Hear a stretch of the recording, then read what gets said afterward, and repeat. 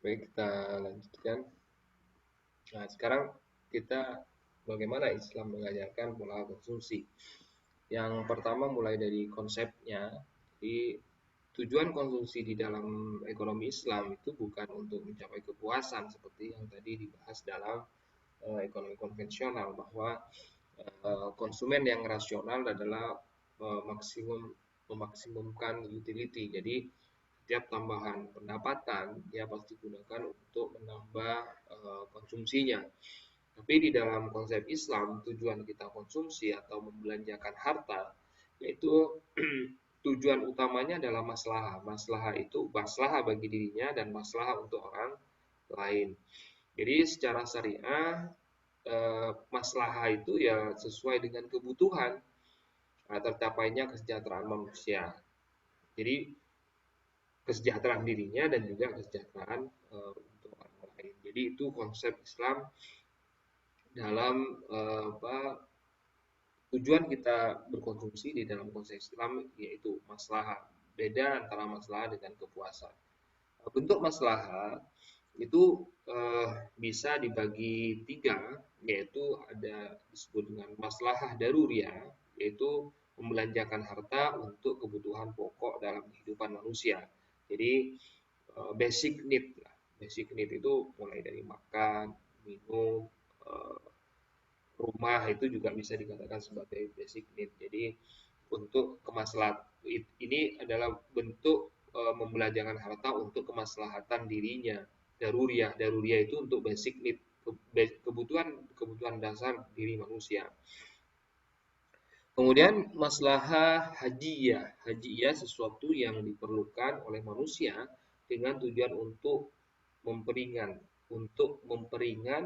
dan kenyamanan untuk menanggulangi kesulitan-kesulitan transportasi misalkan, itu termasuk haji ya, jadi kemaslahatan haji ya.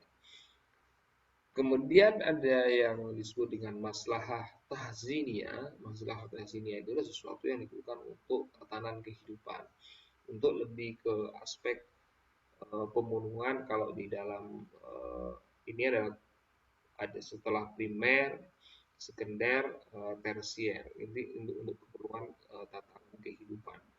Jadi eh, di dalam ekonomi konvensional, tujuan konsep ekonomi konvensional dalam konsep ekonomi konvensional itu disebut dengan satisfaction atau utility atau kepuasan.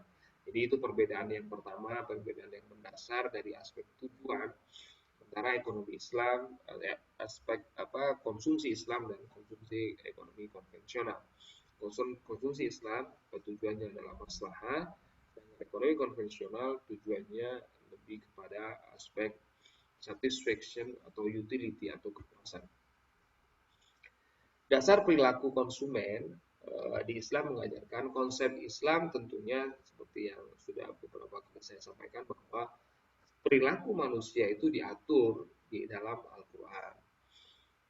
Misalkan dari perilakunya. Tadi kalau tadi tujuan konsumsinya, sekarang adalah perilaku konsumsinya. Jadi Al-Quran dalam surat ke-7 ayat ke-31 Allah berfirman, makanlah dan minumlah, namun jangan berlebih-lebihan. Jadi ingat, kata kuncinya di sini adalah jangan berlebih-lebihan. Sementara di dalam ekonomi konvensional tadi, tujuan konsumsinya adalah untuk pamer. Tujuannya untuk pamer. Di sini di Islam ditegaskan jangan berlebih-lebihan, artinya secukupnya, sesuai dengan kebutuhan. Sesungguhnya Allah itu tidak menyukai orang yang berlebih-lebihan. Di sini ditegaskan juga Allah eh, memerintahkan boleh kita makan minum, namun jangan berlebihan. Dan Allah di sini menegaskan Allah tidak suka kepada orang-orang yang berlebih-lebihan. Termasuk berlebih-lebihan di sini dalam konteks konsumsi. Sedangkan hadis juga menjelaskan siapa yang mempunyai kelebihan kendaraan harus dibantukan pada yang tidak mempunyai kendaraan. Dan siapa yang mempunyai kelebihan bekal harus dibantukan pada orang yang tidak berbekal. Tapi dalam konteks ekonomi sekarang, nggak ada orang yang kelebihan mobil kemudian dikasihkan mobilnya kepada orang lain. Bahkan mereka justru memamerkan mobil-mobilnya itu.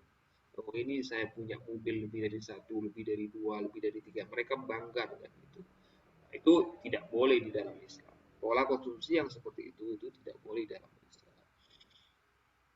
Jadi konsep konvensional tidak mempunyai dasar hukum. Dasar hukumnya adalah rasionalitas di dalam ekonomi konvensional. Apa dasar hukum mereka?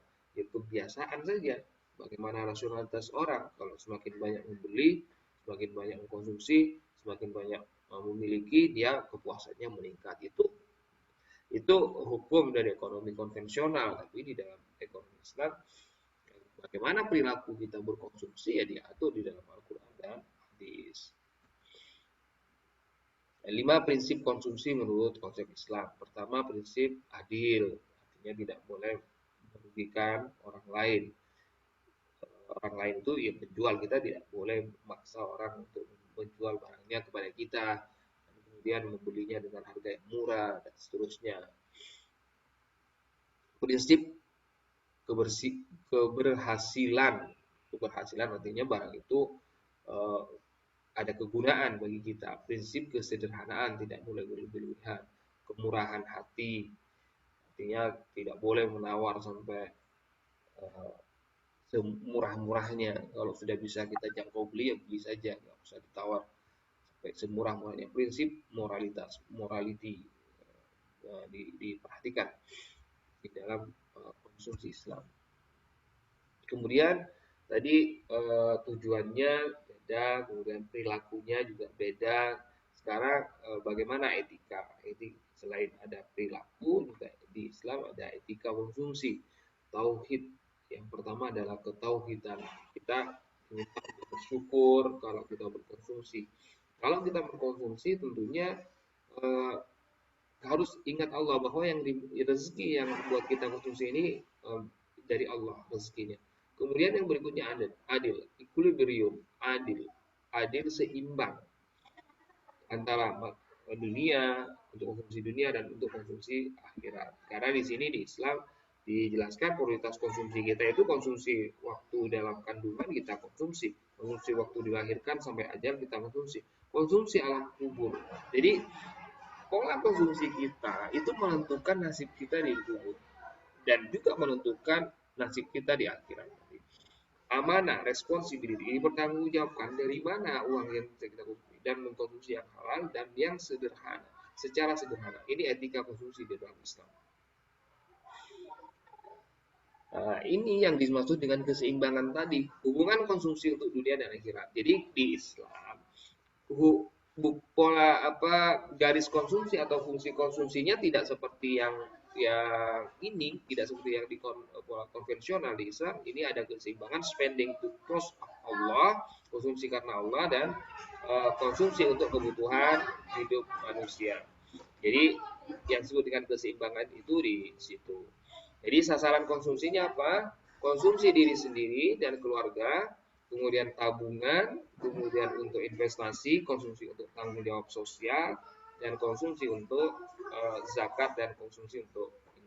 Jadi konsumsi untuk sendiri, kemudian tabungan, bisa boleh tabungan, bisa untuk investasi, konsumsi untuk tanggung jawab sosial, artinya untuk kepentingan-kepentingan sosial, dan zakat untuk konsumsi. Kemudian kepuasan maksimum bisa dicapai menurut konsep Islam apa? Di dalam ekonomi konvensional konsumsi maksimum kalau apa? Banyak. Tapi di Islam yang dimaksud dengan kepuasan maksimum kalau kita apa? Halal bagi, jadi konsumsi yang baik adalah konsumsi yang halal. Maksimum kita mencapai kepuasan mengkonsumsi ketika kita mengkonsumsi barang yang halal. Bagus apapun yang kita konsumsi, seenak apapun yang kita konsumsi, kalau dia barang haram, maka bukan menjadi kepuasan bagi kita, tapi justru menjadi yang ini. Hai orang-orang yang beriman, makanlah di antara rezeki yang baik-baik. Nah, selain halal, toyib. Jadi rezeki yang kepuas, kita akan puas menjadi konsumsi kalau kita mengkonsumsi yang pertama halal, yang kedua mengkonsumsi yang toyib, yang baik. Sesungguhnya Allah hanya mengharamkan bagimu bangkai daging. Kita dilarang mengkonsumsi ini karena ini tidak akan memberikan kepuasan kepada kita. Kemudian diharamkan bagimu bangkai darah dan yang hewan yang tidak disembelih. Intinya barang yang haram atau yang dilarang oleh Allah. Kepuasan maksimum bisa dicapai juga. Ini menurut hadis. Makan minumlah tanpa sekongkolan, tanpa berlebih-lebihan. Ini bisa nanti dibaca sendiri oleh teman-teman beberapa dasar hadis. Indonesia sebenarnya negara besar. Seandainya kita punya pola konsumsi dan masyarakat kita mengkonsumsi sesuai dengan apa yang diajarkan oleh Allah, maka sesungguhnya sebenarnya apa zakat infak sedekah itu bisa ini kalau kita lihat berdasarkan potensi itu ada 286 triliun sebenarnya potensi zakat infak dan sedekah, dan itu sebenarnya bisa untuk mengatasi masalah kemiskinan di Indonesia. Nah, ini data yang bisa kita potret, sedangkan potret kemiskinan ini di sini.